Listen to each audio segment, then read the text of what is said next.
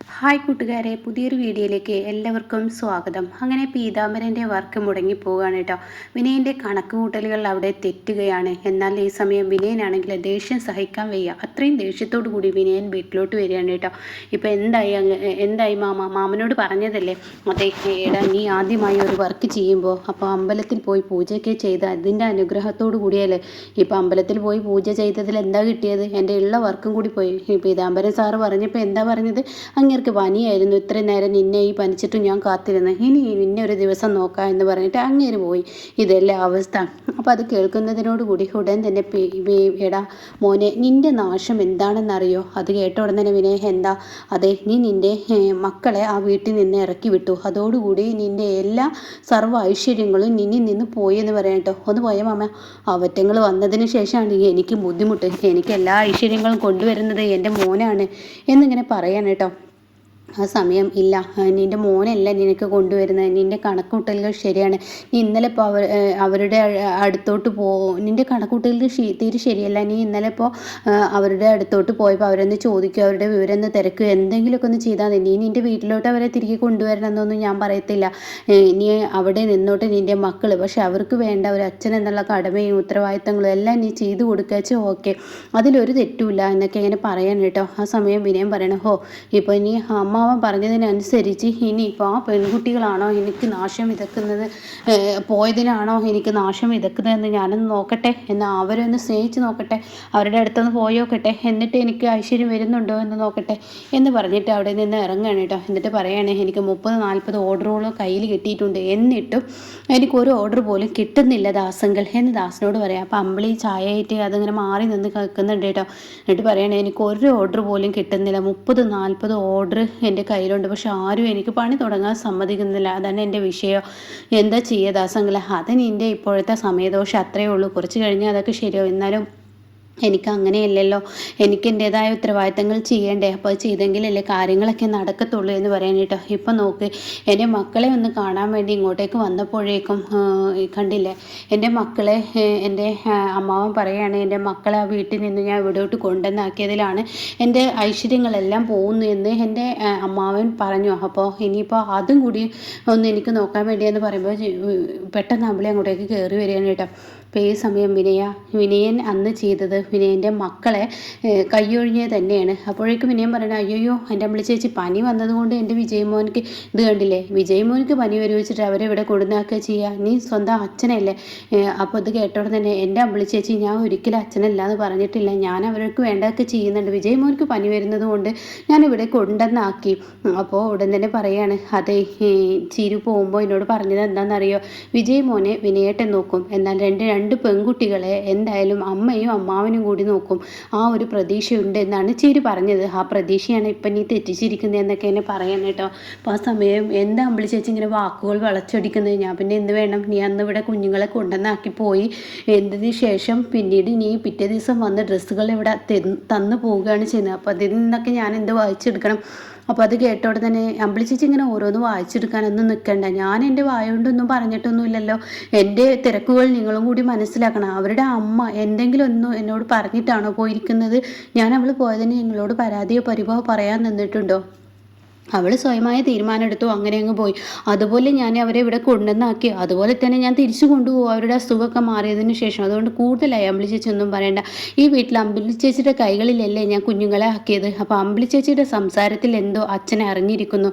അതായത് അച്ഛനെ അറിഞ്ഞത് കൊണ്ടാണ് എൻ്റെ മക്കളെ നോക്കാൻ പറ്റത്തില്ല എന്ന് പറഞ്ഞത് കൊണ്ടായിരിക്കാം അച്ഛൻ ഇവിടെ നിന്നും ഈ വീട് വിട്ട് ആ മക്കളെ അങ്ങോട്ടേക്ക് കൊണ്ടുപോയിട്ടുണ്ടാവുക. എന്താ വിനയ, നീ വായിൽ തോന്നി വിളിച്ച് പറയരുത് കേട്ടോ, ഞാൻ അങ്ങനെ ഒരിക്കലും പറഞ്ഞിട്ടില്ല എന്നിങ്ങനെ ചെറിയൊരു മടിയോടുകൂടി അമ്പിളി പറയണേ. അപ്പോൾ വിനയം പറയണേ, ഞാൻ ഇന്നേവരെ അങ്ങനെ ഒന്നും പറഞ്ഞിട്ടില്ല, ഞാൻ അങ്ങനെ എൻ്റെ മക്കളെ നോക്കാൻ പറ്റത്തില്ല എന്നൊന്നും ഞാൻ പറഞ്ഞിട്ടില്ല. ചീരു ഇറങ്ങിപ്പോയപ്പോഴും അതിന് മുന്നേ ഒക്കെ ഞാൻ എൻ്റെ മക്കളെ നോക്കിയിട്ടുണ്ട്, എന്നിട്ടും എനിക്കിങ്ങനെ ഇല്ലാത്തതൊക്കെ കേൾക്കുമ്പോൾ ഭയങ്കര വിഷമമുണ്ട് എന്നൊക്കെ പറയാം. അപ്പോഴേക്കും ദാസ് പറയണേ, ഇവിടെ സംസാരം നിർത്തിയ പിന്നെ വെറുതെ ആവശ്യമില്ലാതെ സംസാരിക്കണ്ട, ഓ ഞാൻ എന്തെങ്കിലും പറഞ്ഞാൽ എല്ലാവർക്കും അത് തെറ്റാവും, എന്നാൽ മറ്റുള്ളവർ പറയുന്നതൊക്കെ ഞാൻ കേട്ട് നിൽക്കണമെന്ന് പറയണേ.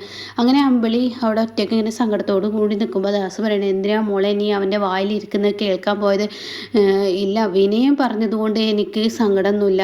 ഞാൻ ആർച്ചയും ഭദ്രയും എൻ്റെ സ്വന്തം മക്കളെ നോക്കും പോലെയാണ് ഇത്രയും കാലം നോക്കിയതും അവരെ വളർത്തിയതും. എന്നാൽ എൻ്റെ അച്ഛൻ പോലും എന്നിൽ നിന്ന് അകൽച്ച കാണിച്ചത് കണ്ടില്ലേ? എൻ്റെ അച്ഛൻ പോലും എന്നോടൊരു വാക്ക് പോലും പറയാതെ എന്നിൽ നിന്ന് എൻ്റെ മക്കളെ കൊണ്ടുപോയി. അവരെ ഞാൻ എങ്ങനെ സ്നേഹിക്കുന്നു എന്ന് എനിക്കും എൻ്റെ ദൈവത്തിനും നന്നായി അറിയാം. അച്ഛനെ എന്നും ഇപ്പോൾ അവരെ നോക്കാൻ പറ്റൊന്നുമില്ലല്ലോ. ആ സമയം അച്ഛന് തളർച്ച വന്നാലും ആ മക്കളെ ഞാൻ നോക്കും. ചീരുവിൻ്റെ മക്കൾ എൻ്റെയും കൂടി മക്കളാണ് എന്നൊക്കെ ഇങ്ങനെ പറയുമ്പോൾ അറിയാം, എന്തായാലും അറിയാം എന്ന് പറഞ്ഞിട്ട് കാര്യമില്ല ദാസങ്ങളെ. എനിക്ക് കണ്ണീര് മാത്രമേ ഉള്ളൂ. എൻ്റെ ജീവിതം അങ്ങനെയാണ്, കണ്ണീർ പൊടിച്ച ജീവിതമാണ് എൻ്റെത് എന്നൊക്കെ ഇങ്ങനെ പറഞ്ഞിട്ട് അമ്പിളി ഇങ്ങനെ ചിരുവിൻ്റെ മക്കളെ കുറിച്ച് സങ്കടം പറയാണ് കേട്ടോ. എൻ്റെ സ്വന്തം അച്ഛൻ പോലും എന്നെ അങ്ങനെയല്ലേ കാണുന്നതെന്നൊക്കെ ഇങ്ങനെ പറയണം. പിന്നീട് കാണിക്കുന്നത് ശ്യാമിനെയാണ്. ശ്യാമ് വീട്ടിൽ വരികയാണ്. അപ്പോൾ ശ്യാമ് വീട്ടിൽ വരുമ്പോൾ അവിടെ അരുന്ദനെ കാണാനില്ല. അപ്പോൾ ചാവി എവിടെയെന്ന് ചോദിക്കുകയാണ് ശേഖരനോട് പറയുന്നുണ്ട്, എനിക്ക് അറിയില്ല, ചാവി അവർ എൻ്റെ അടുത്ത് തന്നിട്ടൊന്നുമില്ല, അവിടെ എവിടെയെങ്കിലും വെച്ചിട്ടുണ്ടെന്ന് നോക്ക്. ശ്യാമ അവിടെയൊക്കെ നോക്കുകയാണ്. അപ്പോൾ അവരെങ്ങോട്ടാണ് പോയിരിക്കുന്നതൊന്നും എനിക്കറിയില്ല, എങ്ങോട്ടാണ് പോകുന്നൊന്നും പറഞ്ഞില്ല. ഈ വീട്ടിൽ നിന്ന് പോകുന്നു എന്ന് പറഞ്ഞു, അത്രയേ ഉള്ളൂ എന്ന് പറയാണ്. ഇതേ സമയം എന്തൊരു കഷ്ടമാണ്, ഈ വീട്ടിൽ ഒരാളുണ്ടായിട്ടും നിങ്ങളുടെ കയ്യിൽ ചാവി തരാതെ പോയാൽ അവരുടെ ഈ സ്വഭാവം ഉണ്ടല്ലോ, എന്ത് സ്വഭാവമാണ്. അത് കുഴപ്പമില്ല മോനെ, ഇനി സോനക്കൊന്ന് വിളിച്ചു നോക്ക് ഷാമോനെ എന്നിങ്ങനെ പറയാണ്. സോനക്ക് അതൊന്നും ആവശ്യമില്ല, അവൾ എന്നോട് പറഞ്ഞിട്ടല്ലല്ലോ പോയത്, ഞാൻ എന്തിനാ വിളിക്കുന്നത്? അത് വേണ്ടടാ, പിടിവാശി വേണ്ട, നിൻ്റെ കൊച്ചവളുടെ കയ്യിലുണ്ടല്ലോ, അപ്പോൾ അതിനെ എടുത്ത് നടക്കുമ്പോൾ ഒരു പക്ഷെ അവൾ കേൾക്കാഞ്ഞിട്ടായിരിക്കും നീ ഒന്നുകൂടി വിളിക്കുന്നു പറഞ്ഞിട്ട് 2-3 തവണ വിളിക്കുന്നുണ്ട് കേട്ടോ. ഈ സമയം എത്ര വിളിച്ചിട്ടും ഫോൺ എടുക്കുന്നില്ല. അപ്പോൾ ഉടൻ തന്നെ ക്ഷമ പറയണ ഒരു 5 മിനിറ്റ് ഞാൻ അവിടെ കാത്തു നിൽക്കും, അത് കഴിഞ്ഞാൽ ഞാനങ്ങ് പോവും. എന്തായാലും ഊണ് കഴിക്കാൻ ഞാൻ വന്നിരുന്നില്ല, ഹോട്ടലിൽ നിന്ന് കഴിക്കുമായിരുന്നു. സത്യനാണെങ്കിൽ ഒരു കല്യാണത്തിന് പോവുകയും ചെയ്തു, ഇത് ഇപ്പോൾ വേണ്ടായിരുന്നു എന്നിങ്ങനെ പറയാം.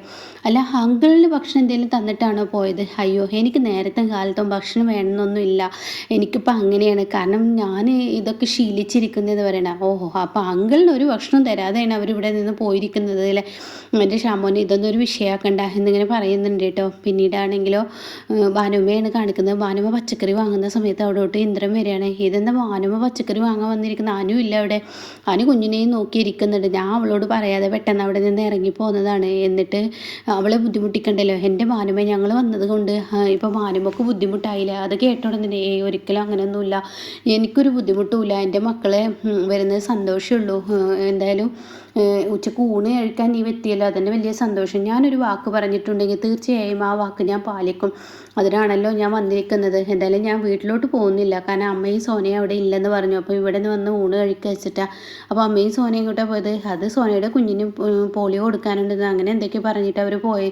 അപ്പോൾ ആ മനുഷ്യനെ അവിടെ ഭക്ഷണമൊക്കെ കൊടുത്തിട്ടുണ്ടാവുക? അതുണ്ടാവുമായിരിക്കും, കാരണം ഞാൻ ഇന്നലെ അവിടെ പറഞ്ഞിട്ടുണ്ട് ആ മനുഷ്യനെ പട്ടിണിക്കിടരുതെന്ന്. അതൊക്കെ കൊടുത്തു വെച്ചിട്ട് തന്നെ ആയിരിക്കും പോയിട്ടുണ്ടാവുക എന്നിങ്ങനെ ഇന്ദ്രൻ ഭാനുമ്മയോട് പറയുന്നുണ്ട് കേട്ടോ. ഇതേ സമയം സുശീലയും സോനയാണ് കാണിക്കുന്നത്. അവരൊരു ഫിലിമൊക്കെ കഴിഞ്ഞതിന് ശേഷം ഭക്ഷണം കഴിക്കാൻ വേണ്ടി ഹോട്ടലിലോട്ട് കയറുകയാണ്. അപ്പോൾ ഈ സമയം ഹോട്ടലിൽ കയറുമ്പോൾ ഉടൻ തന്നെ സോനയോട് പറയുന്നുണ്ട്, എങ്ങനെയുണ്ട് ഫിലിം എന്നൊക്കെ സുശീൽ ചോദിക്കുക. അപ്പോൾ സോന പറയുന്നത്, ഇന്നേ വരെ രാവിലെ ഞാനൊരു ഫിലിമിന് പോയിട്ടില്ല, കോളേജ് പഠിക്കുന്ന കാലത്തൊക്കെ ഫിലിം കാണാൻ പോയിരുന്നു, അതുകൊണ്ടാണല്ലോ ഒരു ഗവൺമെൻറ് ജോലി ചെയ്യേണ്ട നീ ഇപ്പോൾ ഇങ്ങനെ പാരാച്ചിട്ട് നടക്കുന്നത്. എൻ്റെ അമ്മ അങ്ങനെയൊന്നുമല്ല, ഓരോരുത്തർ തലവിധിക്ക് അനുസരിച്ചിരിക്കും ഓരോ കാര്യങ്ങൾ, അതിനൊന്നും ഇപ്പോൾ അമ്മ അത്ര കുറ്റം പറയണ്ടെന്ന് പറയട്ടോ. എന്തായാലും ഇപ്പോൾ നീ എന്തായാലും ഫിലിം കണ്ടല്ലോ, എനിക്കത്ര ഇഷ്ടപ്പെട്ടിട്ടൊന്നുമില്ല എന്ന് സുശീല പറയാണ്. അങ്ങനെ എന്താ വേണ്ടത് വെച്ചാൽ ഓർഡർ ചെയ്തോ എന്നൊക്കെ പറഞ്ഞിട്ട് സുശീല തന്നെ ഓർഡർ ചെയ്യാണ് കേട്ടോ. അവർ ആ സ്റ്റാഫ് വരികയാണ്. ഇവിടെ തന്നെ സുശീല പറയാണ്, 2 മട്ടൻ ബിരിയാണിയും ഒരു ചിക്കൻ ചില്ലി എന്നൊക്കെ ഇങ്ങനെ പറയാണ്. ഷാമമോൾക്ക് ഒരു ഐസ്ക്രീം എന്നൊക്കെ പറയാണ്. അപ്പോൾ ഈ സമയം സോന കുഞ്ഞിൻ്റെ കൈയൊക്കെ കഴുകി കൊടുത്ത് അവിടെ ഇരിക്കുന്ന സമയത്ത് തൻ്റെ മൊബൈൽ എടുത്ത് നോക്കുമ്പോൾ ഷാമ 3 തവണ വിളിച്ചതായി കാണാണ്. അയ്യോ, ഷാമേട്ടൻ വിളിച്ചിട്ടുണ്ടല്ലോ, ഞാനൊന്ന് തിരിച്ചു വിളിക്കട്ടെ. അപ്പോൾ അത് കേട്ടോടെ തന്നെ, അത് വേണ്ട, നീ വിളിക്കണ്ട, അവന് അങ്ങനെ വിളിക്കുമ്പോൾ നീ തിരിച്ചു വിളിക്കേണ്ട ആവശ്യമൊന്നുമില്ല. അപ്പം ഞാൻ എന്താ അമ്മയെ പറയുക, അത് സൈലൻറ്റിലായിരുന്നു എന്നങ്ങ് പറഞ്ഞാൽ മതി. അതോടുകൂടി ആ കാര്യത്തിനൊരു തീരുമാനമായി. അല്ല അമ്മേ, നാളെ അല്ലേ മോൾക്ക് പോളിയോ കൊടുക്കണ്ടേ, അപ്പം നാളെ ഇറങ്ങണ്ടേ, അത് എന്ത് കാരണം പറഞ്ഞിറങ്ങും? ഇന്ന് പോളിയോ കൊടുക്കാൻ പറ്റിയില്ല, അപ്പോൾ നാളെ കൊടുക്കാൻ ഇറങ്ങുന്നു, അതിനൊന്നും ആരും കുറ്റം പറയത്തില്ല എന്ന് പറയുന്നത് കേട്ടോ. ഇതേ സമയം ഇവരിവിടെ ഭക്ഷണം കഴിക്കാൻ ഒരുങ്ങാണ്. എന്നാൽ ഷ്യാമ് ഇവിടെ ഭക്ഷണം ഇവിടെ ശേഖരന് കൊണ്ടുവന്ന് കൊടുക്കുന്നു ഒരിക്കലും പ്രതീക്ഷിച്ചിട്ടില്ല സുശീല. ഇതേ സമയം സോന പറയുന്നുണ്ട്, അങ്ങേരെ അവിടെ പട്ടിണി ആയിരിക്കില്ല, അയാൾ പട്ടിണി കിടക്കട്ടെ, അങ്ങനെയെങ്കിലും ആ വീട് വിട്ട് അയാളൊന്ന് പോയെങ്കിലോ എന്നൊക്കെ ഇങ്ങനെ പറയുന്നുണ്ട് കേട്ടോ. അപ്പോഴാണ് ശ്യാം ഇങ്ങനെ അടിപൊളിയായി ശേഖരൻ്റെ കൂടെ ഇരുന്ന് ഭക്ഷണം കഴിക്കുന്ന ആ രംഗം. ആ സമയം ശേഖരനാണെങ്കിൽ പുറത്തോട്ട് ഇങ്ങനെ നോക്കുകയാണ്. എന്താ എൻ്റെ അങ്കിള് നോക്കുന്നത്? അതെ സുശീല ഇനിയിപ്പോൾ ഇത് കണ്ടുവന്നാൽ ഈ വീട്ടിലൊരു പ്രശ്നം ഉണ്ടാക്കുമോ എന്നൊരു പേടിയാണ് എന്നിങ്ങനെ ശ്യാമിനോട് പറയാണ് കേട്ടോ. അപ്പോൾ ഇങ്ങനെയൊക്കെയുള്ള ഒരു എപ്പിസോഡാണ് ഇപ്പോൾ ലാസ്റ്റ് വന്നിരിക്കുന്നത്.